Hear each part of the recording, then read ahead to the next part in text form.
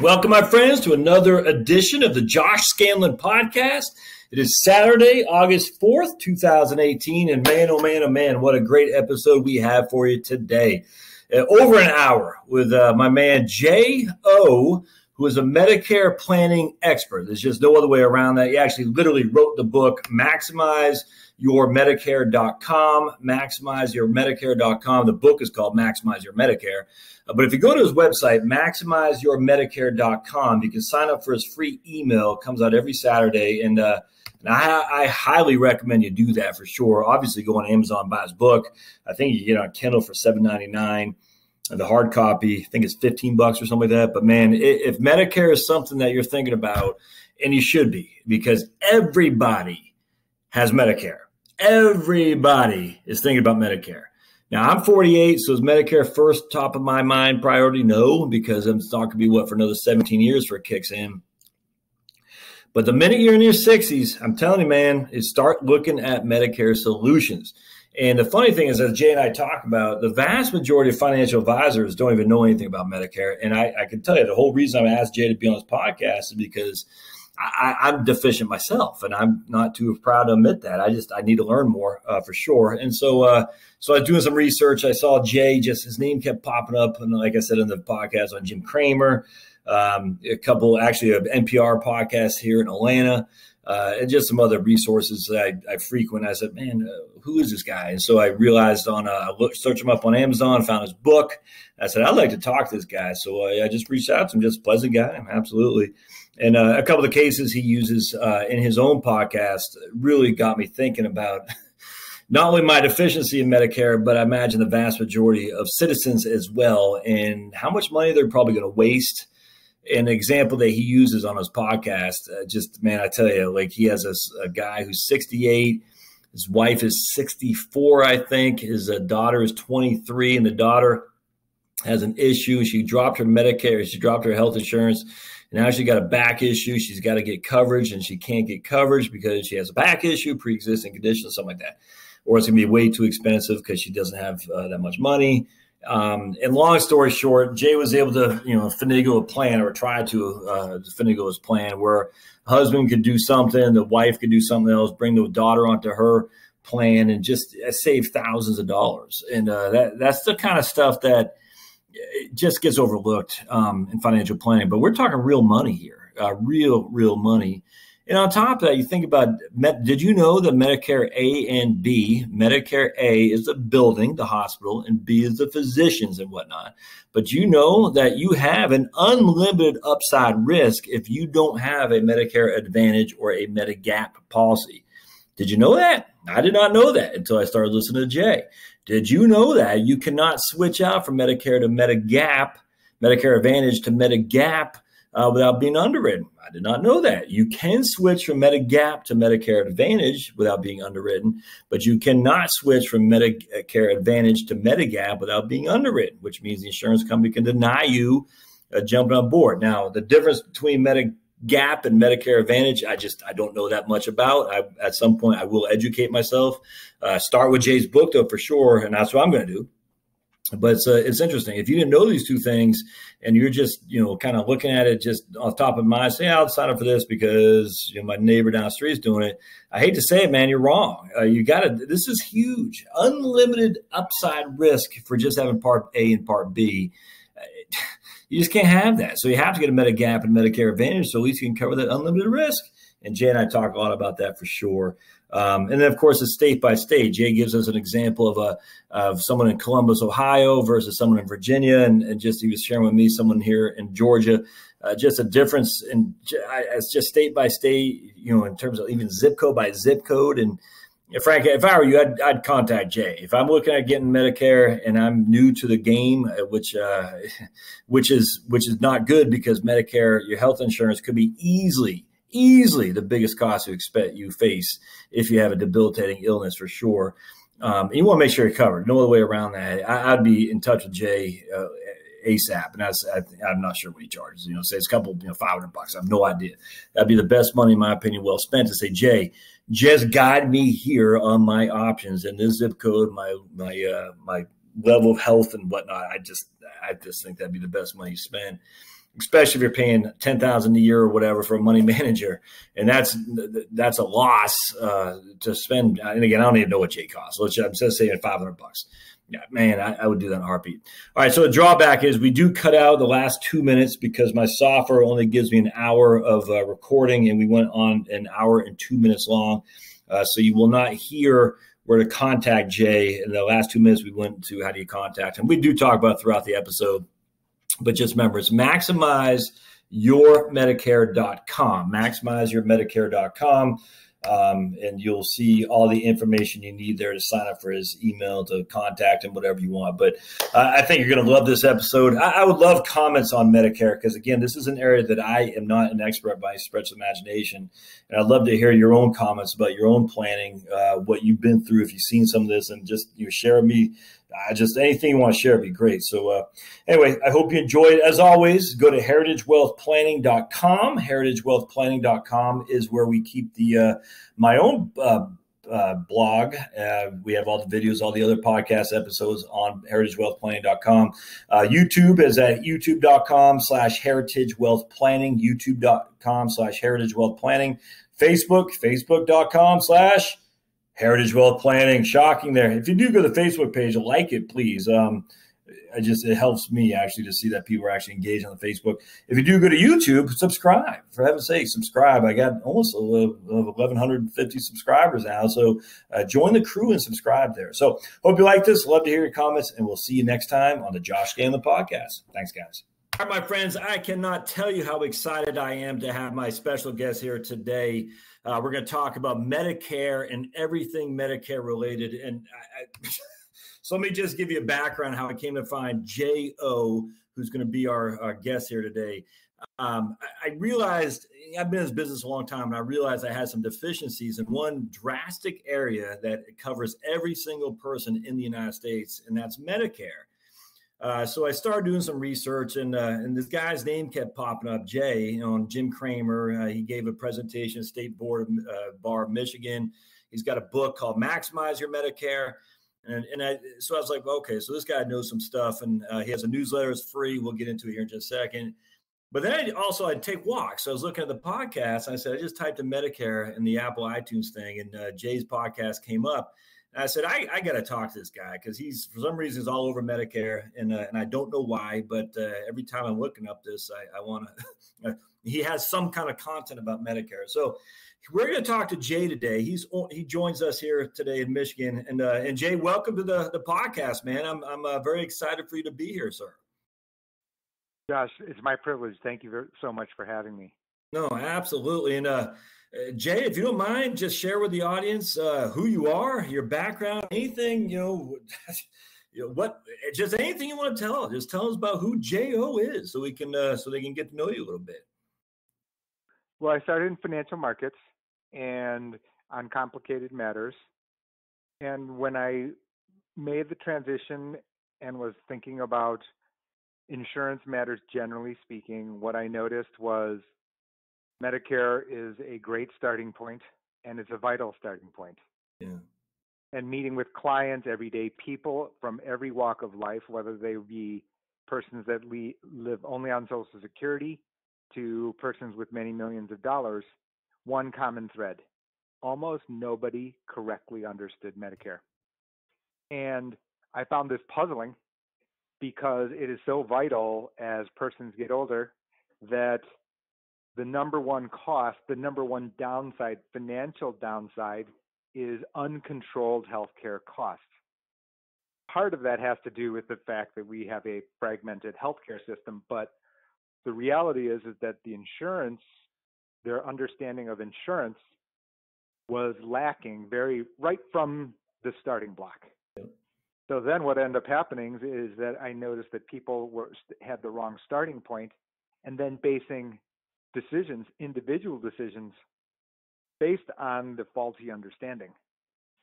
And there was no pattern here, Josh, which was the incredible thing. You would think, okay, well, it's, some farmer or some super sophisticated person who does not know because they're too busy. No, it just did not matter.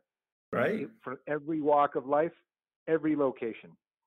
And so that's why I started, and I wrote Maximize Your Medicare.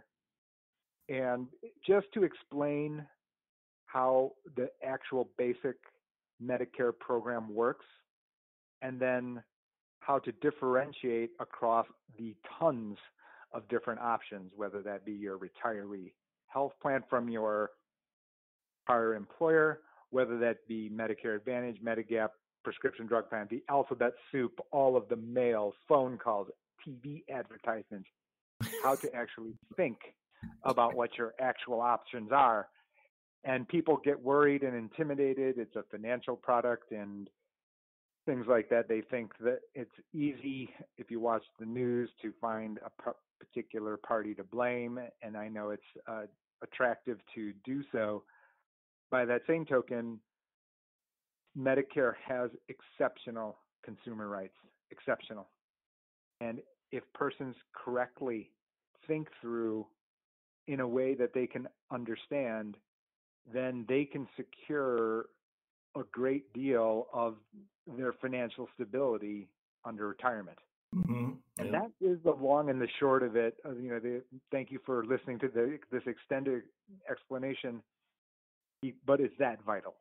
And it just has no boundary from sea to shining sea, and irrespective of your health or financial resources, a good option, one that fits the situation, is available. Yeah, well, let me ask a question. So we start with your book, so Josh can dive into your book and get the details on Medicare, but where did Jay start? I mean, you had to start someplace in your own research as well. So how did you just look through the thousands of regulations and the, I guess the CMS code or something like that? Or how did you get your knowledge of it? No, I mean, when I entered insurance, I met with persons, everyday people from every type of employer. Okay. It was only from that I could observe. I knew what the regulations were and what the rights and the options were, but it was only after meeting people, from Miami to Texas to Arizona, whether that be phone and email and in person. I've given seminars in front of senior centers, in front of money manager clients, and it did not matter. And the questions that I got all pointed me to one direction, which is that people did not necessarily have the right starting point. Yeah. And if that can be corrected, then we can move on to all of the different selections in a particular location. It's actually amazing, frankly, that and what listening to your podcast and particularly what sunk in with me is how you say Medicare or health costs are the number one issue that retirees face, and that's not even debatable. Frankly, it's just not. And right. And, I agree. and so, but because of that, it's ironic. Well, not even ironic, actually. Dastardly may be the right word. CFP, because you're a CFP, I'm a CFP. You have an MBA, I have a master's in financial planning, and Medicare planning is not at all touched on that. It's it actually boggles the mind. And I don't know why that is. I don't understand it. I guess because you have to have an insurance license or something. But it's frightening, frankly, how illiterate, qualified financial advisors. And I'm looking at myself on, obviously you can't see me, and it's frightening. And I just, I mean, where do you even begin? Yeah, go ahead. And this is just my opinion, which is that, I'm so happy to establish this link with you, because therefore, once you get Medicare sorted, given the fact that we've discussed that it becomes point number one for possible costs, then you can move on to investment portfolio, estate planning, and other areas that you're expert on. Yep. Once the starting point of the downside is protected. So you can, I'm sure, Josh, in your interactions there in Georgia, what you have is you're going to have persons who come to you for investment advice, for example. That said, if they don't have their healthcare cost downside protected first, well, the returns on their portfolio can easily be eroded, and eroded being a nice way of putting it. So and that's the reality, and that's kind of where I have my starting point as well, meaning to say, somebody asks me for whatever advice on their financial configuration and financial circumstances, my first stop is, tell me how you have your healthcare costs managed. How is it being planned? What do you know about how Medicare works? Because then we can talk about upside or lifetime income and other matters. Man, I actually love the way you phrase this. The downside protection has to come first, because everything else in theory is upside, or at least, maintaining. But if you don't have that floor established, you can have the best, you can be the next, freaking Peter Lynch, but it won't matter, because you're going to dwarf the returns you get from Peter Lynch managing money by the cost of Medicare. Because we all talk about downside risk mitigation in the financial advisory business, and yet we never talk. Now, let me ask you a question. So I'm dealing with, just today, it actually ticked me off. I just did a video on this on my YouTube channel, because, and this is, I'm going to throw a little bit of a curveball. Long story short, I have a friend of mine, a very good friend, a very family friend of the families, and her mom, who I know dearly, is 93 years old, has Alzheimer's, like you couldn't believe.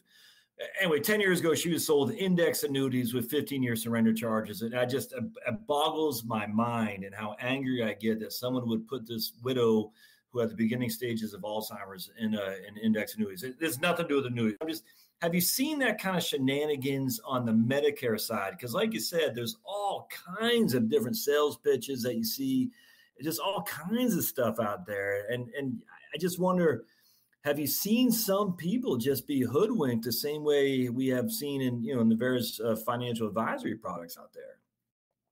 What I would tell your audience on that, Josh, is a couple of things. Number one, which is the advertisements you receive in the mail from carriers. Yeah. That is correct. In other words, it is not wrong. Okay. Factually. And the reason is, the federal government, the CMS, Center for Medicare and Medicaid Services, they approve every single piece of paper that gets sent to you from a carrier. Okay. Really? Interesting. There's going to be some small print at the bottom of the page. It's going to say approved with some jibber jabber at the bottom there that doesn't mean anything to anyone. It's a code which the federal government has vetted that piece of paper.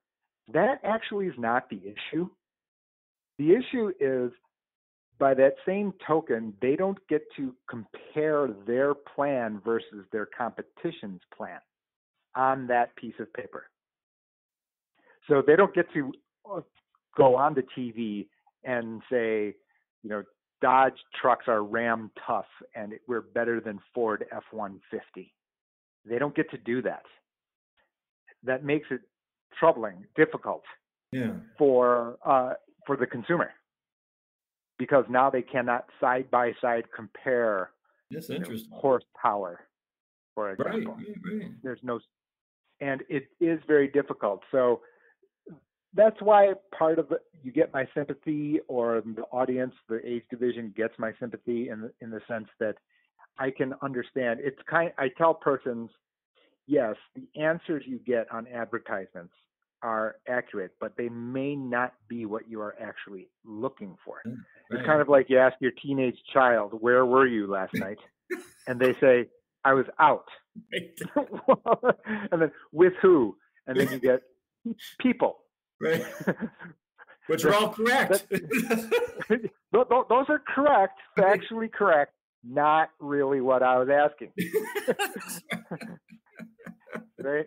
And so now you've got a consumer trying to choose across Medicare plans or Medigap, and now that all said, is there wrongdoing? Yes, of course. And every state has advocacy against that type of activity. Okay, so persons like me, we need to have a license, and we need to have permission from the carriers themselves in order to represent their selections. So what you can have, and this can be a concern, is that a particular broker may represent a subset of plans, or an employee may only solely represent one carrier. In Okay. this instance, the consumer may not have access or have information to the full landscape, which is the way that we set up our firm, GH2 Benefits, at the professional firm, which is a brokerage, to make sure that we are with the dominant carriers in every location. So there are So captive agents essentially, even in the Medicare field. yes, there are. That does Ah, exist. There are, and they are employees. right. They're employees of the carrier. So as a result, they are not allowed to comment, if you will. They're not if they're the Ford salesperson, they don't get to say, we are better than Dodge or GMC trucks. That's a great way to look at that. If they're representing Ford, they're representing Ford, and everything else is non-existent essentially. That's interesting. Well, except I think the Ford truck salesperson gets to say, out loud that they're better than Ram trucks. Okay. In Medicare, the federal government is watching, so no, they are not allowed. So what this can do, and the employee is actually following the rules that govern that person, but the listener, the consumer, the buyer, doesn't get the full picture. So you can have this instance, and it's just for people's background to know that that's the way the business works as a practical matter. Right. As far as, and then sometimes that's not to say that there isn't blatant identity scam matters. For example, the ARP is out to, and other senior advocacy groups are warning about telephone scams because of the fact that there are new Medicare identification cards being distributed nationwide now. And then, so no federal agent, no agent of the federal government is going to be calling a person where you would reveal your social security number or your Medicare ID number over the phone. Yeah. To other, scare tactics. Yeah. Scare tactics, meaning you need to tell me your social security number, otherwise you may lose your Medicare benefits. There's no such call. There's no such call. And, especially for your wide audience and hopefully vastly growing audience, that they'll be able to have that as a key takeaway. No, absolutely.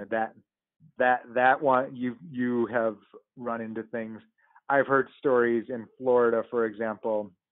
I was a guest speaker in Tampa, where their senior advocacy groups say that people are approaching parking lots, about and trying to be scared about losing their Medicare benefits. That does not occur.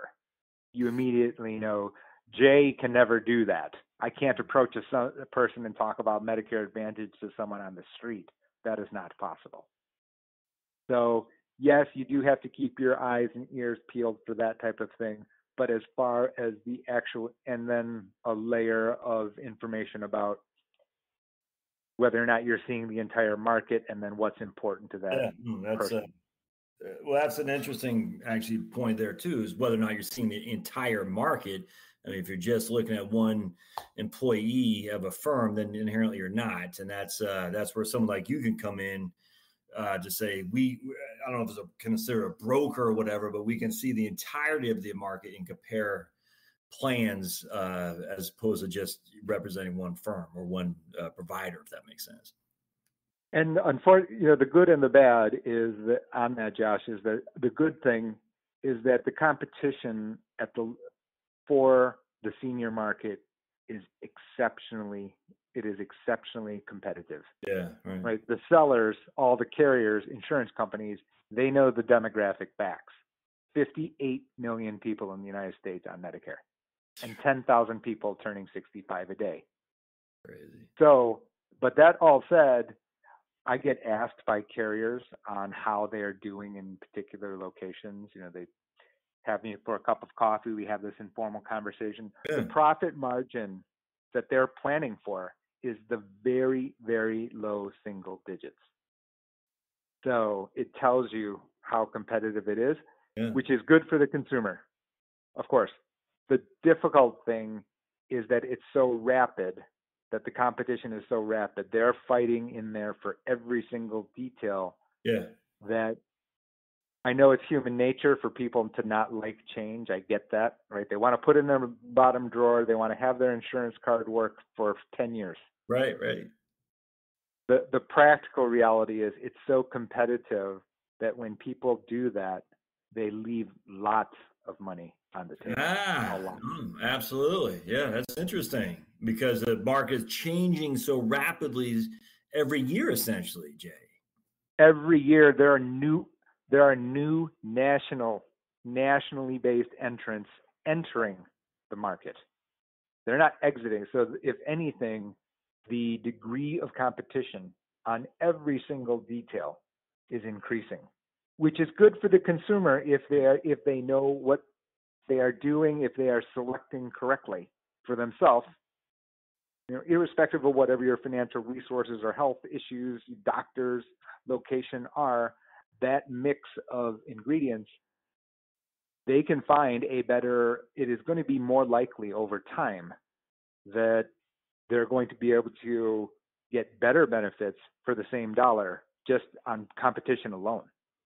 And in fact, on the newsletter, I release a newsletter, it's a free newsletter, gets released every Saturday. It's just gone out. It's in your inbox. I make that point as a sneak peek for Medicare Advantage for 2019, which is I've seen at least the highlights, and the only conclusion I can get is that better benefits, more extended benefits are going to be available, but it's going to take some work.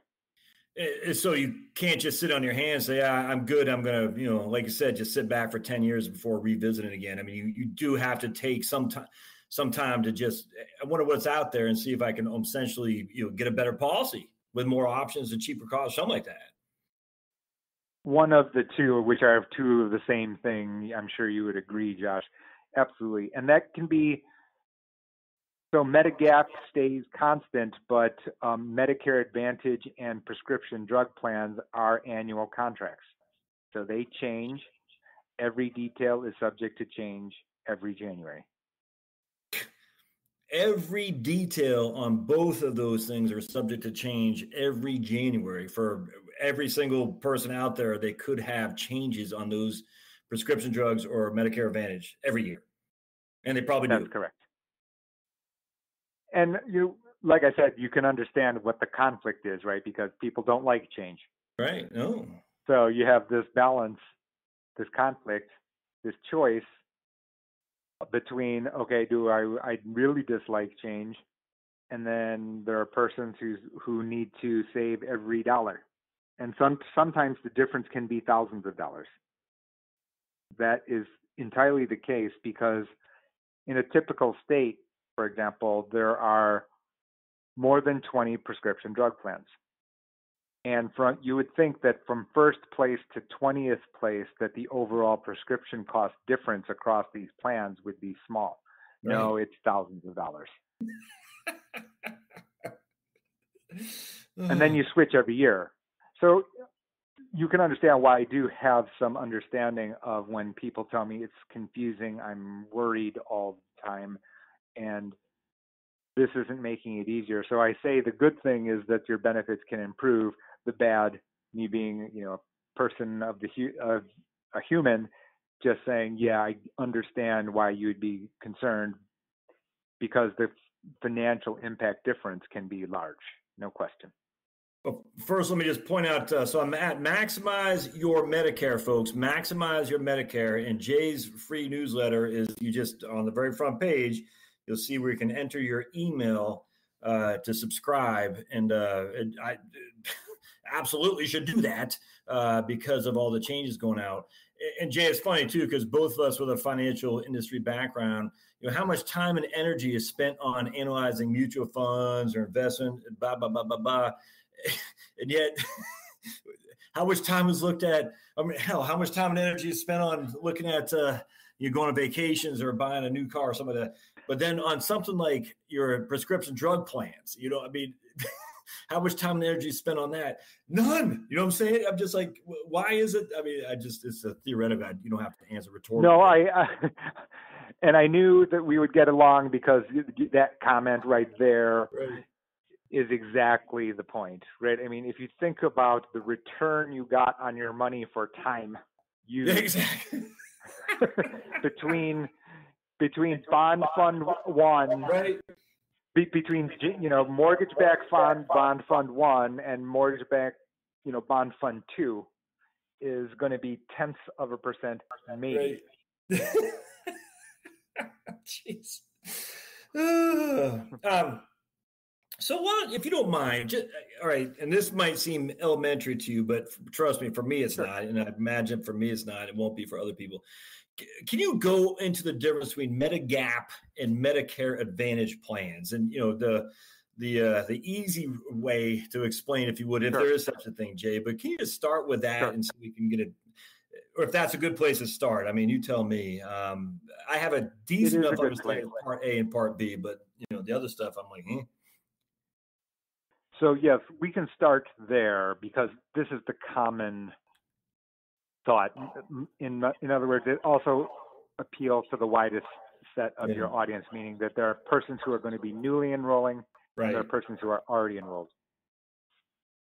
Medigap is a standardized product. Standardized, meaning Josh's insurance company, Medigap C, is the same as Blue Cross Blue Shield of Texas Medigap Plan C. It's identical to the letter. So meaning that you can directly compare carriers and premiums and plans.